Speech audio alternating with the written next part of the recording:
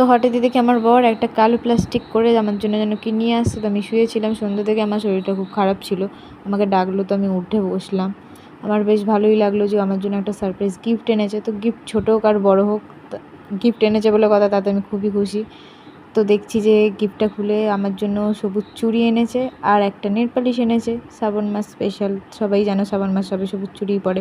তো ও আনন্দ করে সবুজ চুড়ি আর নেল পালিশটা তোমাদের দেখিয়ে দিল। তারপর ও চুড়িটাকে আমার হাতে আস্তে আস্তে করে পরিয়ে দিচ্ছে। কাচের চুড়ি বলে কথা, যদি ভেঙে যায় তো আস্তে আস্তে করে ঠিক একটা একটা করে দুটো দুটো করে পরিয়েই দিচ্ছে চুড়িটা আমাকে। আমি তো বেশ খুশি হচ্ছি মনে মনে যে আমাকে চুড়িটাও পরিয়ে দিচ্ছে। এবার আমাকে নেল পালিশটাও পরিয়ে দিচ্ছে, আমি তা ভেবেও খুব খুশি হচ্ছি যে আমাকে নেল পালিশটাও পরিয়ে দিচ্ছে। দেখো যতই বর কাজের মধ্যে ব্যস্ত থাকুক, হাজার ব্যস্ততার মাঝেও যে আমাকে একটু টাইম দিয়ে সাজিয়ে দিচ্ছে আমার হাতটা সুন্দর করে, আমি খুশি হলাম। খুশি হয়ে একটা শর্ট ভিডিও নিলাম তোমাদের জন্য। তো সবাই ভিডিওটা দেখে বলো কেমন লাগলো, কমেন্ট করে জানিও যে আমার হাতটা কেমন লাগছে সবুজ চুড়ি আর সবুজ নেল পালিশটা পরে।